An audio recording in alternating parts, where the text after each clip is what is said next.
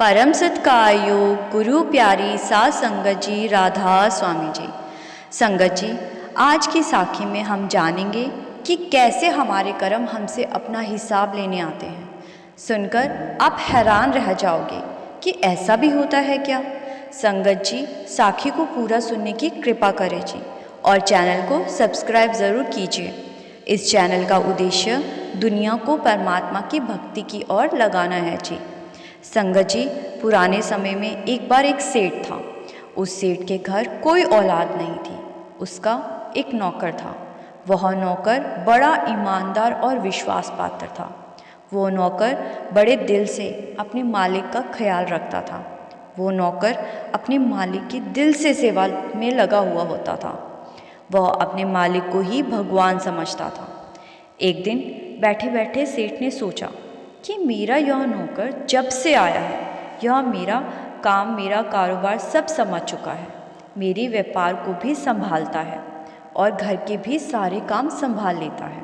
इसके आने से मेरे व्यापार में बहुत तरक्की हुई है, तो क्यों ना इसकी तनख्वाह बढ़ा दूं, तो यह दिल लगाकर काम करेगा। यही सोचकर सेठ धीरे धीरे उसकी तनख्वाह बढ़ाता गया। फिर कुछ समय बाद एक दिन सेठ के मन में आया, क्यों ना मैं इसको अपने व्यापार में साझेदार बना लूं। इतना ईमानदार इंसान मुझे कहाँ मिलेगा। सारा काम तो यही संभालता है और इसकी वजह से काम भी बढ़ गया है। इसीलिए इसको साझेदार बना लेता हूँ। इसको साझेदार बनाऊंगा तो यह और भी मन लगाकर काम करेगा। अब सेठ ने उसे अपने व्यापार में साझेदार बना लिया और कागजात तैयार करवाकर नौकर से हस्ताक्षर करवा लिए। पर ना तो उस नौकर ने कभी अपनी तनख्वाह मांगी और ना ही व्यापार में हो रहे लाभ का हिस्सा। नौकर यही सोचता था कि जब मुझे पैसे चाहिए होंगे तो मैं ले लूँगा। ऐसे ही कुछ साल बीत गए। अब सेठ ने सोचा कि हिसाब तो देखूं कि मुझे नौकर के कितने पैसे देने हैं। जब उसने सालों का हिसाब देखा तो वह हैरान हो गया कि कागज़ों के हिसाब से तो मैंने नौकर के लाखों रुपए देने हैं। इतना सारा पैसा मुझे इसको देना पड़ेगा, जबकि उसकी तनख्वाह तो थोड़ी थी और व्यापार में हिस्सा भी थोड़ा सा ही था। तब भी इतने ज़्यादा पैसे उसके बन गए। फिर सेठ हैरान होता जा रहा था। अब सेठ सोचता है कि इतने साल इस नौकर ने पैसा लिया ही नहीं और अब मुझे इसको इतना पैसा देना पड़ेगा। तो सेठ घबरा गया। सेठ की नीयत खराब हो गई। सेठ को लालच आ गया कि इतना पैसा कैसे दे दूं, इसका तो कुछ करना ही पड़ेगा। ये नौकर थोड़े थोड़े लेता रहता तो मुझे महसूस ना होता, लेकिन इतना बड़ा हैरान कर देने वाला बकाया कैसे दे दूं। फिर अचानक नौकर की एक दिन तबीयत खराब हो गई। अब जिस डॉक्टर को बुलवाया उस डॉक्टर को सेठ ने 100 रुपये रिश्वत दे दी। संगत जी, उस समय 100 रुपये भी बहुत ज़्यादा होते थे। डॉक्टर को सेठ ने 100 रुपये की रिश्वत देकर कहा कि इसे जहर का इंजेक्शन लगा दो और इसे मार दो। डॉक्टर लालच में आ गया और उसने नौकर को जहर दे दिया, जिस वजह से नौकर मर गया।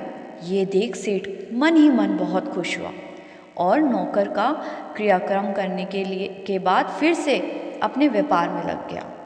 सेठ की बरसों से कोई औलाद नहीं थी, लेकिन इस बार परमात्मा ने सेठ और उसकी पत्नी की सुन ली और सेठ के यहाँ एक बच्चे ने जन्म लिया। बेटा पैदा हुआ तो सोचने लगा कि सुना था कि बुरा करने वालों के साथ तो बुरा होता है।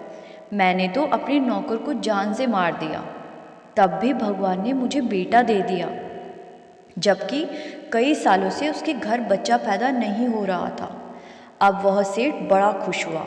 सेठ ने अपने बेटे को खूब पढ़ाया, उसकी पढ़ाई में बहुत पैसा खर्च किया। धीरे धीरे सेठ का बेटा शादी लायक हो गया, तो सेठ ने उसकी शादी करवाई। अब जैसे ही शादी करके वो घर आया तो एक दिन बेटे के पेट में बहुत दर्द हुआ और वहीं लेट गया। बहुत चिल्लाया। सेठ ने वैद्य बुलाए, बड़े बड़े डॉक्टर बुलाए। डॉक्टर ने सेठ के बेटे का इलाज के लिए बड़े नगर ले जाने को कहा।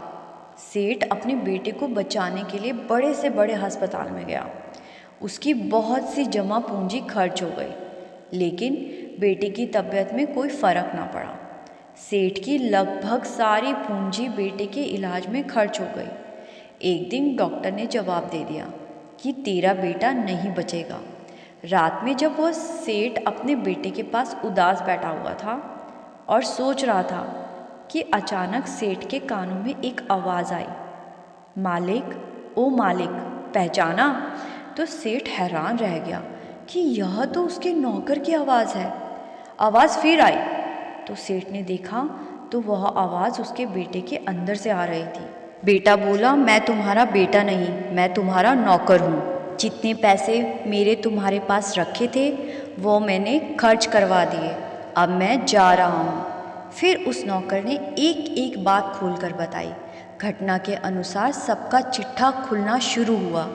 वह नौकर बोला कि मालिक, तुमने डॉक्टर को 100 रुपये रिश्वत देकर मुझे जहर का इंजेक्शन देकर मरवा दिया। मैं उसका हिसाब पूरा करने आया था।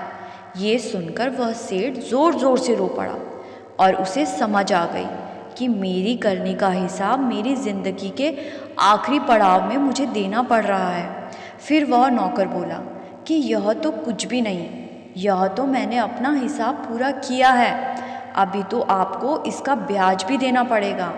अब वो कैसे होगा? वह ऐसे कि सारी ज़िंदगी तड़प तड़प कर तुम अपने बेटे की याद में गुजारोगे, और अब तुम गरीब भी हो चुके हो तो सारी उम्र दूसरे लोगों पर मोहताज रहोगे।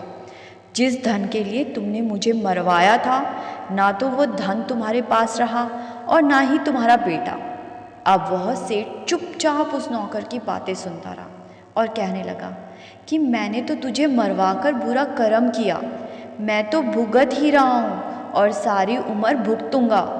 लेकिन जो तुम्हारी पत्नी है, जिससे तुमने शादी की, उसने तो एक दिन भी सुख का नहीं देखा। अब उसने ऐसा कौन सा पाप कर दिया था? उस बेचारी का क्या कसूर था जो तुम ऐसे उसे विधवा करके जा रहे हो? तो नौकर ने जो सेठ से कहा, उसे सुनकर तो सेठ के होश उड़ गए। नौकर ने कहा, सेठ जी, आप उस डॉक्टर को भूल गए जिसने 100 रुपये में मुझे जहर का इंजेक्शन लगाया था? यह मेरी पत्नी पिछले जन्म में वही डॉक्टर थी। उसने शादी करके और उसको विधवा करके मैंने उससे भी अपना हिसाब पूरा कर लिया। संगत जी, बाबा जी हमेशा समझाते हैं कि कर्मों से तो कोई भी नहीं छूट सकता। एक एक कर्म का हिसाब हमें इस दुनिया में देना पड़ता है। इसीलिए कहते हैं कि कोई भी काम करते समय बहुत सोच विचार करके करना चाहिए।